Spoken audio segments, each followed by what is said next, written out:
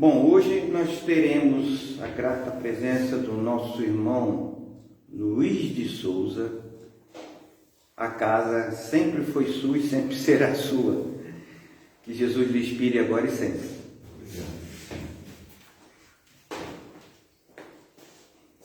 Nem pressa, Luiz.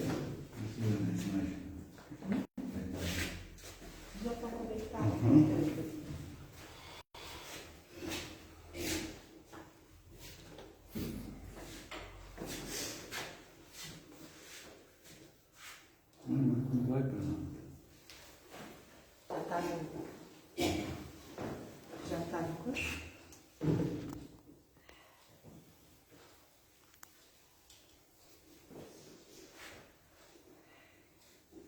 Não, ele sempre que expande aqui, ele já aparece. Quer colocar na fonte grande? Oi? Agora clica ali para aparecer. Aí é a 3, né? Agora aqui.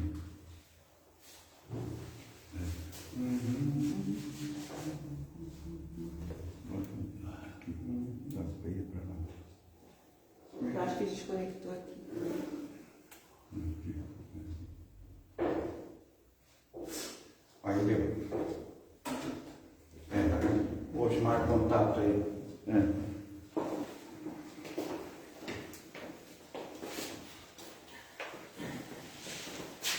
Boa noite a todos. Muito obrigado pela presença de vocês. Nós fizemos um pequeno estudo.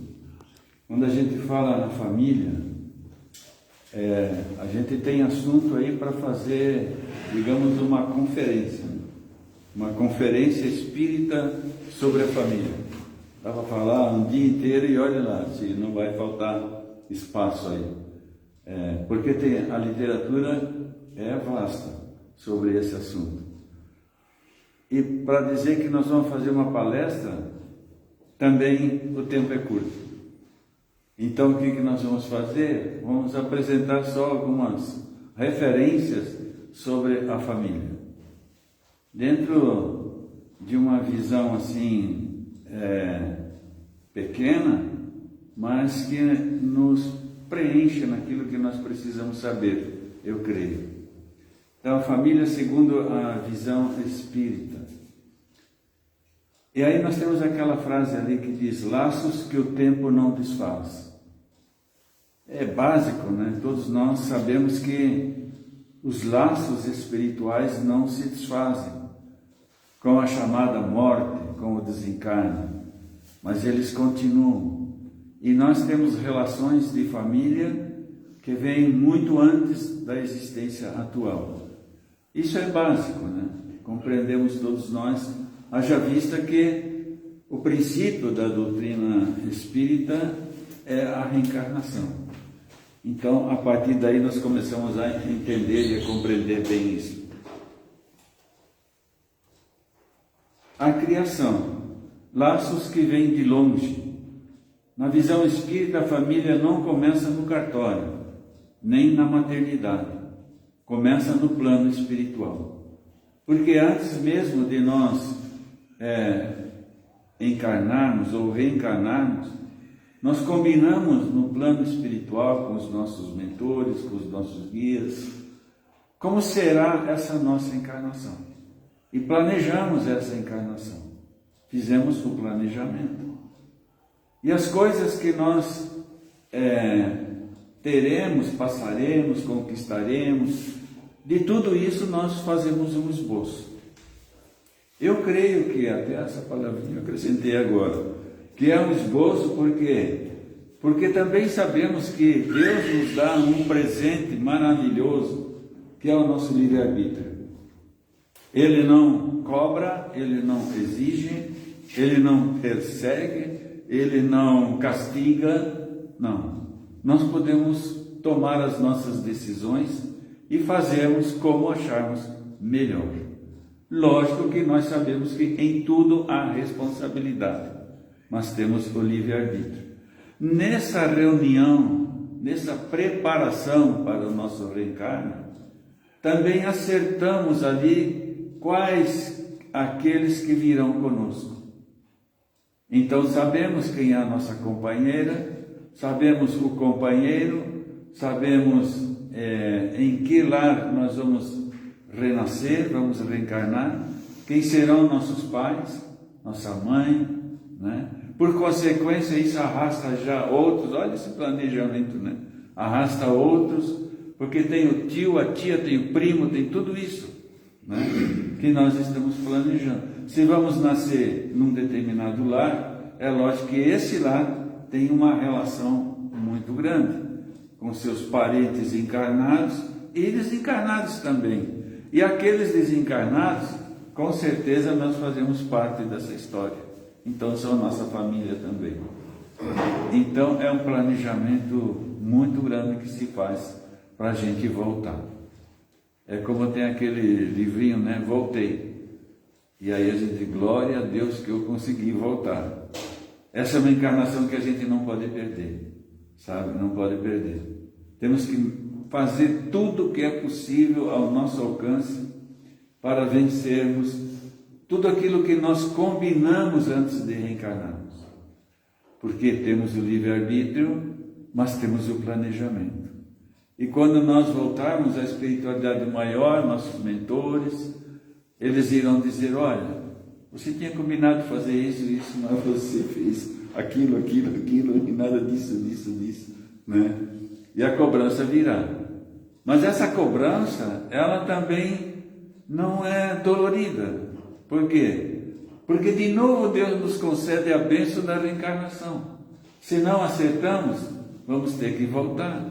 Criar talvez os mesmos laços novamente para evoluir, para crescer, para ajustar aquilo que do passado não conseguimos ajustar. E pior, muitas vezes complicamos mais ainda a nossa situação, porque depende como nós estamos conduzindo, né, a nossa existência. Às vezes somos teimosos demais, somos rabugentos e vai por aí fora, né? Somos orgulhosos e deixamos de agir conforme o planejado. Então, na visão espírita, a família não começa no cartório, nem na maternidade, começa no plano espiritual. Somos espíritos ligados por afinidades, débitos e compromissos assumidos antes de reencarnar. Se nós olharmos pela vida presente, aí a gente vai pensar, onde que eu falhei? O que é que eu deixei de cumprir? Lógico que eu não me lembro do planejado, né?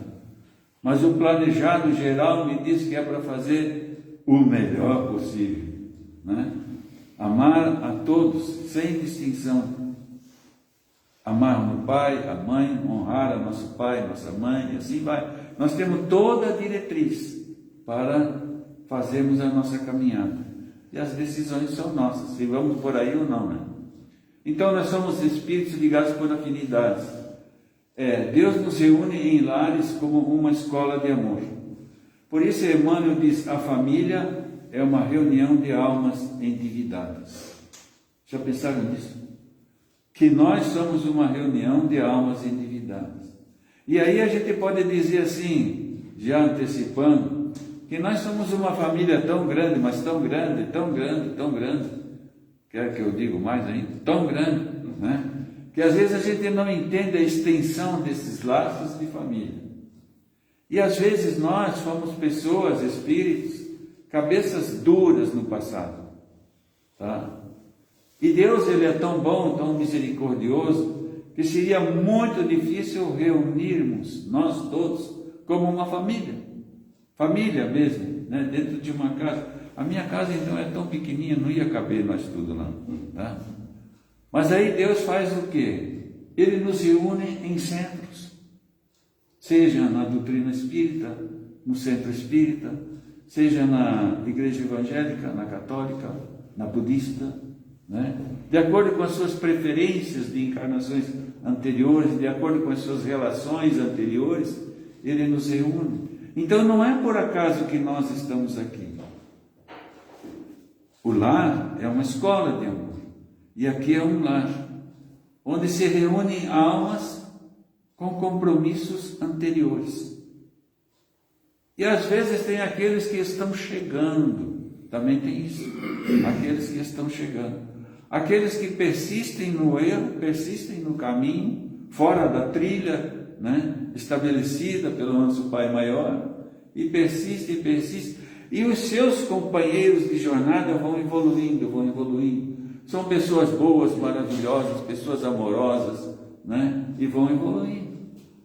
E aqui tem um Luizinho atrasadinho, só pensa em fazer besteira, né, e vai ficando. E os outros desencarnam e passam muitas vezes a não reencarnar mais, não reencarnam mais, progridem para mundos mais adiantados, mas o Luizinho fica. E aí lá um belo dia, alguém lá no mundo espiritual diz assim: olha, há muito tempo atrás estivemos juntos, mas aquele companheiro lá, ele não sai do lugar. Então eu vou ajudá-lo. E ele assume essa responsabilidade de reencarnar e nos acompanhar numa nova jornada. Um espírito de luz, de tanta bondade, que nós às vezes não entendemos tanta bondade, tanta luz, tanto amor.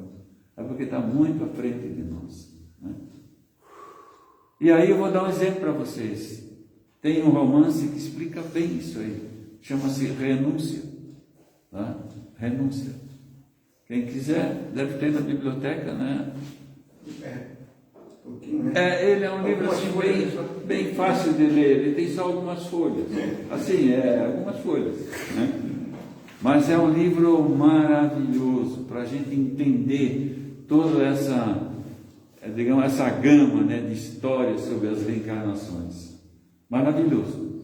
Então, às vezes, a nossa família, ela se amplia, é tão grande que nós nem imaginamos. E aí nós assumimos os nossos compromissos. Estamos juntos para aprender, resgatar e crescer. Então, a composição, diversos formatos, o propósito é o mesmo. Família espiritual vai além do sangue.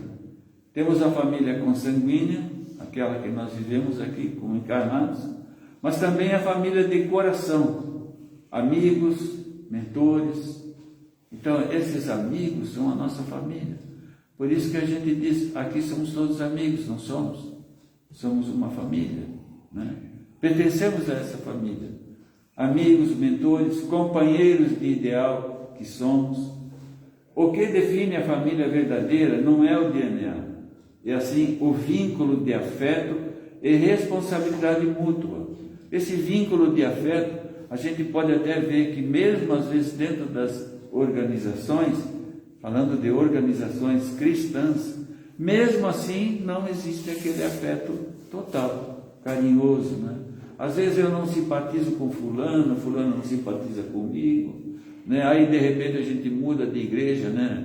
Fernandinho muda de casa de oração, né?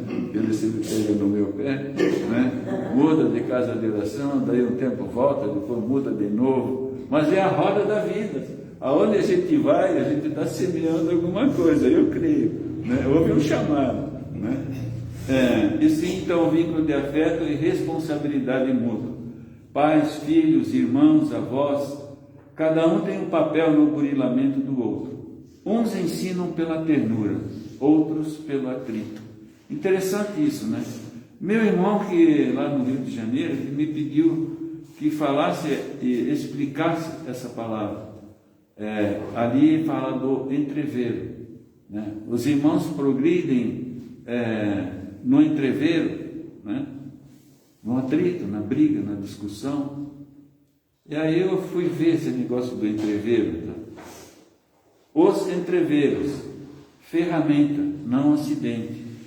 Eu achei legal isso aqui. Os entreveiros é uma ferramenta, não é um acidente. De a gente, como uma família, de repente, vive discutindo, vive brigando, vive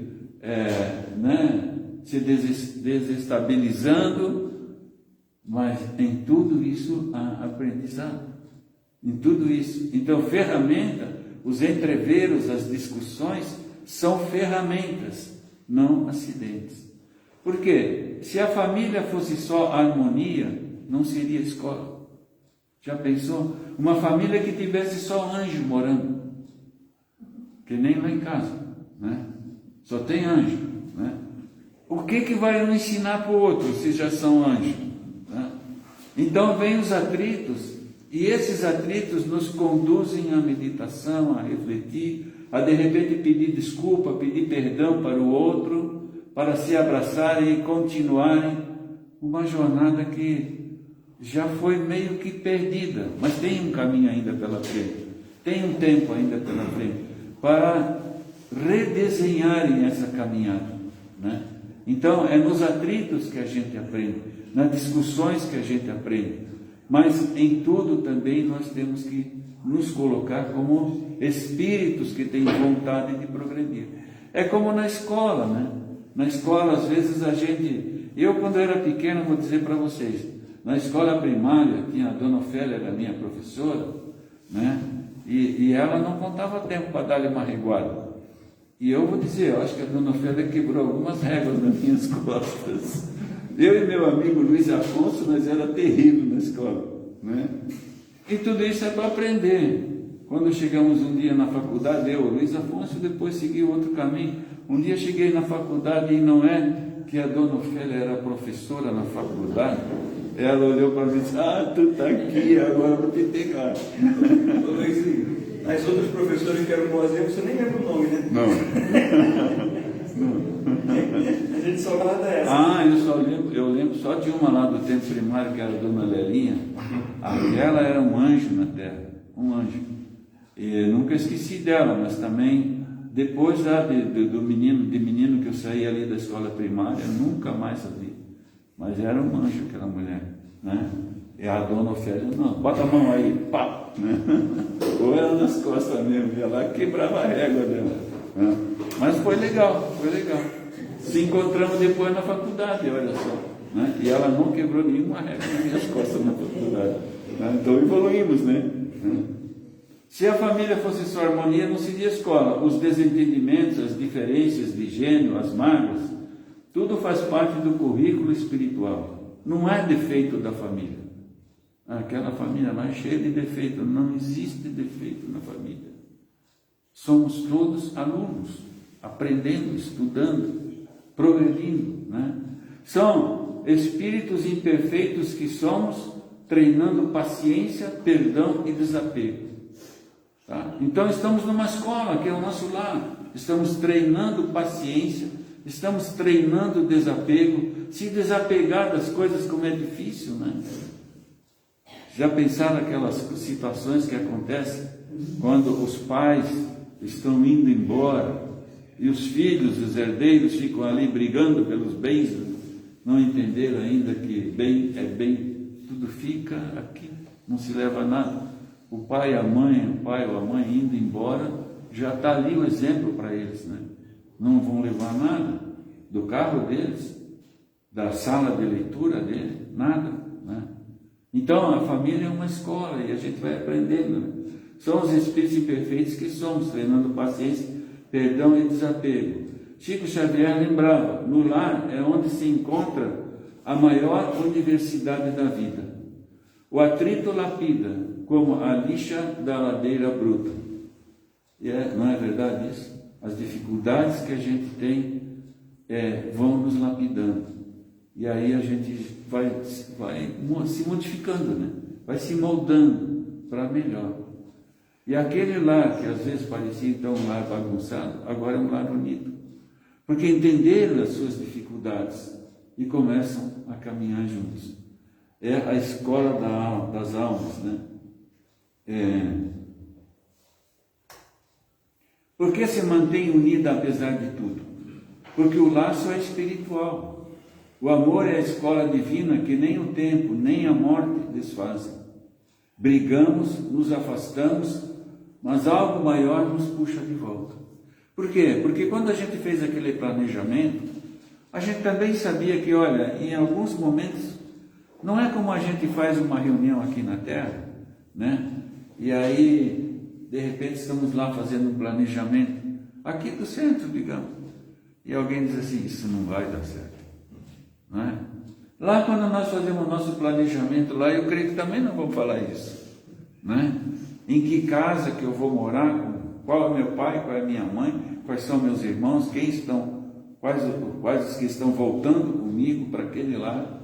Todo aquele planejamento, e eu cá já vou dizer, esse aí, olha, junto comigo de novo, não vai dar certo. Né? Mas foi feito o planejamento dele, e você tem que vir. Bom, brigamos, nos afastamos, mas algo maior nos puxa de volta. O compromisso assumido com Deus e uns com os outros. Aquele compromisso assumido com Deus, com os nossos mentores, com os nossos guias, com aqueles que nós estamos juntos fazendo o planejamento, isso está dentro de nós. De uma maneira ou outra, a gente lembra. Está dentro de nós. Aí diz, mas eu não lembro nada da minha vida passada. Não é para lembrar mesmo, né? Mas é para você tendo o roteiro que Jesus dá e compreendendo a vida. E aí vão se ajudando uns aos outros. Muitas vezes quem mais nos irrita hoje foi quem nos amou ou prejudicamos ontem. Olha só. Muitas vezes quem mais nos irrita hoje foi quem nos amou ou prejudicamos ontem. Esse laço que existe não é por acaso que nós estamos juntos e muitas vezes com a ideia do não vai dar certo. Mas vai dar certo. Se foi planejado na espiritualidade, vai dar certo, né? A família é time escalado por Jesus. Pode ter discussão no vestiário, mas o jogo é para ser vencido juntos. Gostei dessa frase, né? Não é verdade? A família é time escalado por Jesus. Pode ter discussão no vestiário, mas o jogo é para ser vencido juntos. Então a gente passa que nem num time de futebol mesmo, seja de futebol, de qualquer outro esporte. Se discute lá no vestiário, muitas vezes ao sair para o campo, sai um emburrado com o outro lá, mas lá dentro do campo tem que ganhar. Tem que ganhar. E aí se nós estamos aqui no campo, tem que ganhar. Para quê? Para que nós já entendemos isso, nós estamos aqui só de passagem. Só de passagem. E aí nós queremos ir para lugares melhores, né? Para sair da escola primária, para chegar no segundo grau, no meu tempo era o segundo grau, né? E ir para a universidade um dia. Nós queremos. Essa chama, ela está dentro de nós. E ela começa a falar, não, isso aqui não é bom para mim. Mas como não é bom para mim, não é bom também para o meu pai, para a minha mãe, para os meus irmãos. Temos que estabelecer aqui um vínculo de amor. E aí a gente começa a buscar isso. Começa a buscar. E por isso tem muitas vezes famílias que um vai na igreja, mas de 10 é o único que vai. Mas de repente, lá dentro daquela família, começa a nascer uma luz nova. Me lembro que a gente trabalhava com isso, e a gente fazia esses estudos em casas, né, de evangelização, e era bonito isso. Uma pessoa buscou a igreja, e aí ele abria esse caminho dentro da sua casa, do seu lar, convidando eles para uma reunião, sem que fossem obrigados, poderia participar quem quisesse, e que viria um orientador fazer o evangelho no lar. Eu estou tão acostumado com o evangelho no ar, né? O evangelho no lar. E aí, sabe que a grande maioria, ou às vezes toda a família vinha, às vezes vinha só 2, 3, né? Às vezes era só aquele que convidou, o resto não aparecia, né? Mas era uma semente que a gente plantava. E aquele ali dentro daquela casa, olha que semente que ele estava plantando. Ele estava puxando, né, a evangelização para dentro da sua casa. Então, os entreveiros, né? Chico dizia que no lar é onde se encontra a maior universidade da vida. O atrito lapida, como a lixa na madeira bruta. Deu para entender? Porque se mantém unido apesar de tudo. É interessante isso, né? Brigam, mas se entendem. Aqui é a tradução assim bem simples, né, dessa frase, né? Brigam, mas acabam se entendendo. Não tinha aquela, na televisão anos atrás tinha aquela, a grande família, Quem assistiu isso? Eu gostava daquele programa Grande Família, né? Brigam, mas no fim eles se entendem. Né? Então, porque o laço espiritual, o amor é a escola divina que nem o tempo, nem a morte desfazem. Não desfazem esses laços de família. Estejam vivendo bem, em harmonia, em paz, né? Estejam vivendo em desarmonia. Esses laços não se desfazem. Torna-se aqueles que vão construindo esse laço maravilhoso do amor, eles vão crescendo juntos, evoluindo juntos. Mas se há atrito, como diz o Chico aqui, né? A lixa vai tornando aquela peça bonita, né? A madeira bruta numa madeira fina. Então vamos lá. Muitas vezes quem mais nos irrita hoje foi quem nos amou ou prejudicamos ontem. A família tinha escalado por Jesus. Por isso Allan Kardec pergunta no Evangelho segundo o Espiritismo: qual o mais meritório? O que cede ou o que exige? Porque nós vivemos com as duas situações, né? É complicado. E a resposta é clara: quem cede por amor constrói a paz. E às vezes, mas nem sempre a gente pode ceder. Isso aí muitas vezes é desculpa, sabe? É desculpa de agir com amor. Né? A gente vê, às vezes, pais, avós, que fazem coisas extraordinárias pelos seus filhos, pelos seus netos, quando deveriam puxar o cabresto mesmo no nosso entender, sabe? Ainda meio terrenos que nós somos, meio só, tá? E eles tomam atitudes que, meu Deus, como é que aquela pessoa... Sabe como é que a gente diz às vezes assim, como é que pode ser tão burro, né? Como é que ele pode ser tão bom numa situação como essa? É o espírito evoluído que está ali, que perdoa, que corrige pelo amor e não pela dor, pelo sofrimento. Sofrimento, a correção pelo sofrimento, muitas vezes vai trazer mais sofrimento ainda. Marcha do Progresso, o Livro dos Espíritos, questões 779. A força para progredir áurea o homem em si mesmo, ou o progresso é apenas fruto de um ensinamento? É um ensinamento e através desse ensinamento é que nós progredirmos, ou nós temos que encontrar em nós a força para progredirmos? O homem se desenvolve por si mesmo, naturalmente, mas nem todos progridem, simultaneamente e do mesmo modo. Dá-se então que os mais adiantados auxiliam o progresso dos outros por meio do contato social. É o que acontece na família. E a gente pode dizer que a gente vê isso de uma maneira tão constante na nossa vida, sabe? Das pessoas reunidas no mesmo lar, aquelas pessoas que têm um sentimento de amor maravilhoso, e tem aqueles que não encontram esse mesmo sentimento, mas todos progridem. Isso é da lei de Deus, todos progridem. O Livro dos Espíritos, questão 779. O moral e a inteligência são duas forças que só com o tempo chegam a equilibrar-se. E aí, na nossa caminhada na roda da vida, como diz, nós temos que progredir moral e intelectualmente, né? A inteligência e a moral. Às vezes a gente desenvolve mais a inteligência do que o lado moral. E aí a gente tem que voltar, porque as duas forças têm que caminhar juntas, até o ponto que a gente encontra esse ponto de equilíbrio da moral e da inteligência. Então a gente, num exemplo simples, às vezes a gente vê tantas pessoas que têm tanto poder financeiro, né? E são pessoas maravilhosas, pessoas boas, fazem muita caridade, mas não é a caridade para aparecer, entre aspas, caridade, né? Que sai no jornal, que sai na televisão, é que você nem sabe o que eles estão fazendo. Eu sempre tenho um exemplo comigo que é o Ayrton Senna. né? Que a gente só foi saber o que ele fazia quando ele desencarnou. Não conta para ninguém, não fala para ninguém, simplesmente age.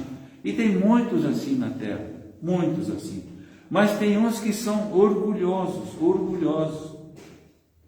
E esses dificilmente vão ter condições de, por mais coisas tenham na Terra, de chegar a um mundo melhor. Porque falta cultivar o lado moral, da bondade, do amor, da caridade, né, do perdão. As leis da vida exigem, segundo ensinou Jesus, que nos entendamos com os companheiros enquanto estivermos a caminho com eles. Ei, quantas vezes a gente já viu aquela situação assim, que o papai, a mamãe desencarnaram, morreram, tá? Diz assim, meu Deus, eu não tive tempo, né, de me reconciliar com meu pai. Isso acontece. E aí o choro.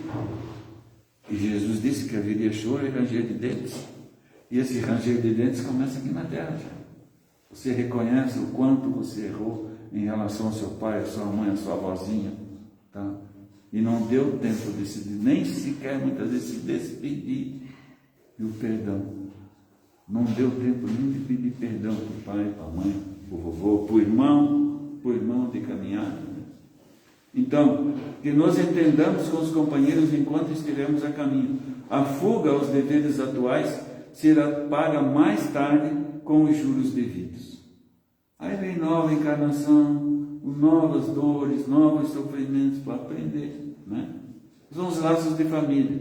Usando o livre-arbítrio, podemos rejeitá-los hoje, mas a contabilidade divina anotará o nosso débito para depois com os acréscimos legais. Isso está lá no livro Na Era do Espírito, capítulo 2. O Evangelho segundo o Espiritismo, no capítulo 14, diz: honrai a vosso pai e a vossa mãe. Honrar a seu pai e sua mãe não consiste apenas em respeitá-los. Isso é muito interessante, sabe? Diz assim, na nossa vida comum, né? Olha lá, vai fazer uma dívida lá naqueles, né? Não estou fazendo propaganda, né? Em qualquer loja, então vai fazer uma dívida no nome do teu pai lá, você não tem crédito ainda, né? Mas olha lá, não vai sujar o nome do teu pai.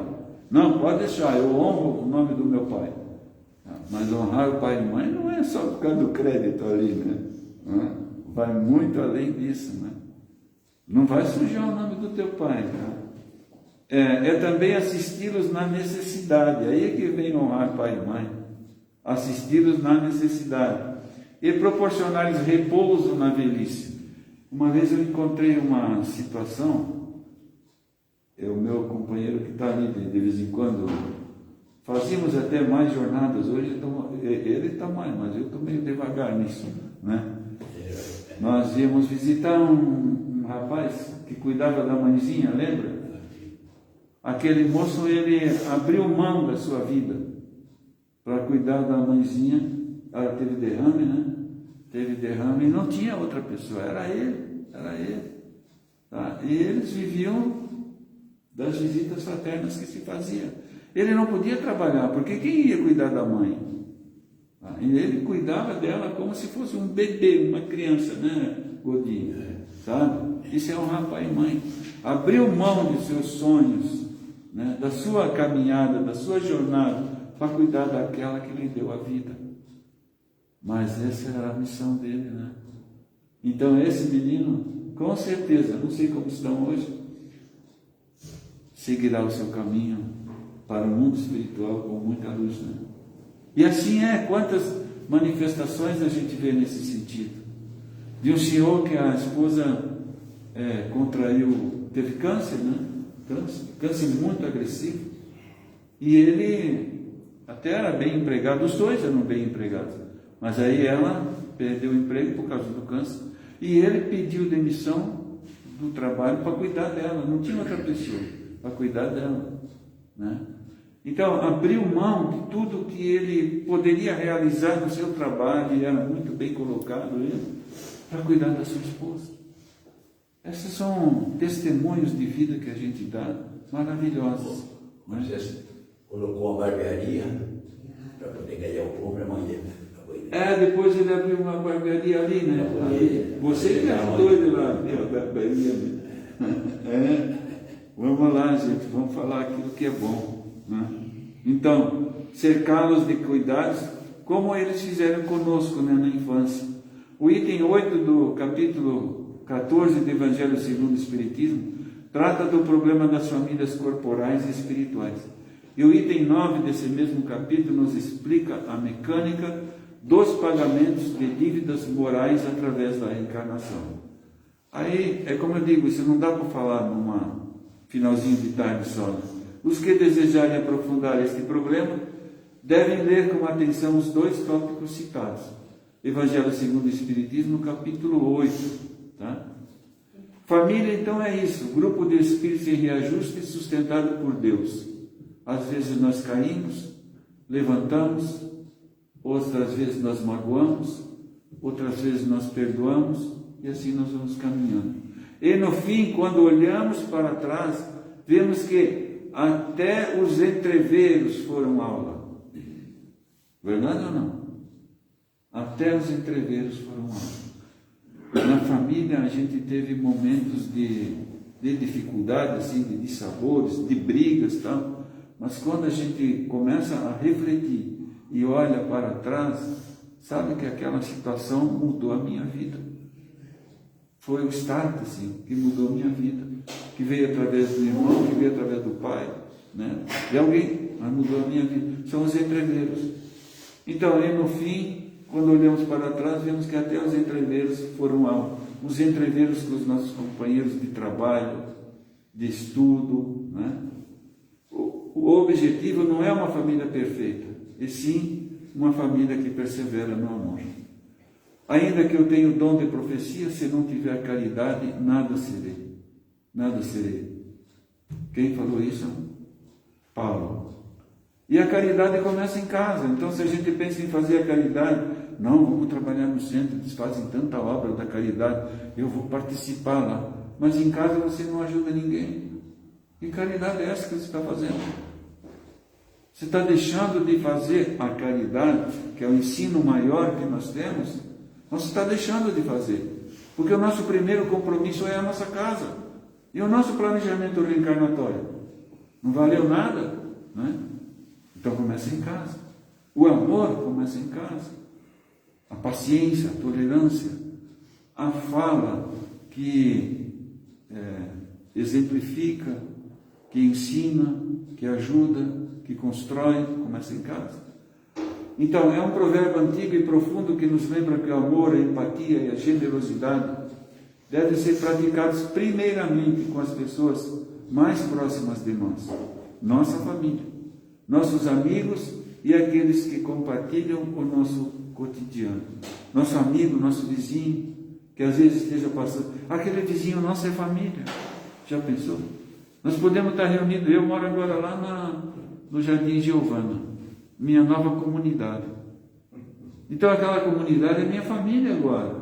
Eu morava aqui, né, no Ubatuba aqui. Ali eu vivi muitos anos. Agora estou lá no Jardim Giovana, minha nova família. Tá? E é bom, lá a gente tem o grupo dos vizinhos, né? É bom, sabe?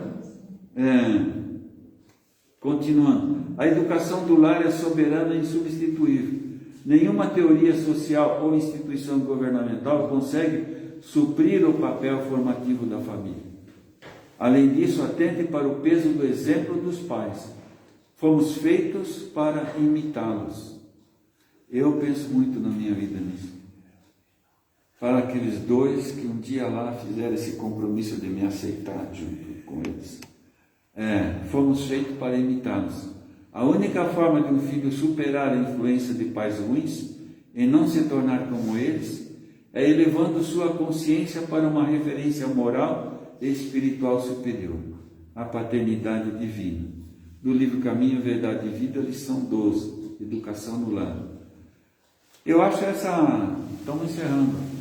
Eu pensei assim, olha, eu fiz tão poucos slides que vai faltar assunto para falar, né? Mas como eu sempre sou meio falador, né? Eu achei, um pouquinho antes de sair, eu lembrei disso. Eu acho maravilhosa essa colocação de Khalil Gibran. Não sei se todos conhecem, né? É mais longa, eu cortei uns pedacinhos, lembrando dela. Vossos filhos não são vossos filhos, são filhos de Deus, né? O Pai é Deus, né? Ele nos criou a todos nós. Então, vossos filhos não são vossos filhos. Vêm através de vós, mas não de vós. São de Deus, vêm de Deus, né? E embora vivam conosco, não vos pertencem. Não é meu filho, filho de Deus, tá? Né? Embora vivam conosco, não vos pertencem. Agora, vós sois os arcos, dos quais vossos filhos são arremessados como flechas vivas. Então, o que nós estamos fazendo com os nossos filhos? São arremessados como flecha viva, né? Você estica o arco e solta a flecha. E ela tem que ir em direção ao alvo. O que é isso? A educação do lar, educação na família. O arqueiro mira o alvo na senda do infinito, para que suas flechas se projetem rápidas para longe, em busca cada vez mais dos mundos felizes. Pois assim como ele ama a flecha que voa, ama também o arco que permanece estável. Assim como Deus olha com muito amor e carinho para a flecha que voa, que o arqueiro está lançando a flecha, os seus filhos, ele ama também o arco, o arqueiro, né, que está lançando essa flecha. Eu sou o arco, né, e meus filhos são as flechas que eu tenho o compromisso de lançar em direção ao infinito. Quando você levantar o braço para bater em seu filho, ainda com o braço no ar, pense se não seria mais educativo se você descesse esse braço de forma a acariciá-lo, em vez de machucá-lo. Também palavras de Khalil Gibran. Muito bem. Família, então, o que é? Família é escola de almas e de fraternidade. Esse é o fundamento da família. Escola de almas e de fraternidade. Entendendo isso, nós estamos no caminho certo. Estamos a caminho, não é? E nós estamos a caminho. Muito obrigado pela atenção, pelo carinho de vocês e até um próximo encontro. Que assim seja. Então vamos orar? Pai amado e querido, nós te agradecemos, Senhor, pela oportunidade deste encontro que Tu nos concedeu, que Tu nos reuniu aqui, Senhor, pelo Teu amor, pela Tua bondade, Senhor. Agradecemos a espiritualidade maior que nos acompanhou, pela mentoria desta casa, pelos nossos anjos da guarda, por todos aqueles que nos acompanham, pelos nossos amigos espirituais, nossa família. Nós sabemos que muitas vezes, quando nós estamos aqui na casa espírita, muitos irmãos nossos pais, que já nos antecederam na jornada da vida, irmãos, primos, tios, que se alegram por estarmos aqui buscando esse caminho maravilhoso com Jesus, se alegram e estão conosco. E estão também participando desse encontro. A eles rogamos ao Pai muitas bênçãos e luz cada vez maior. Que Deus abençoe a todos. E agradecemos aos irmãos presentes e agradecemos também a todos aqueles que compartilham conosco esse encontro. Que assim seja.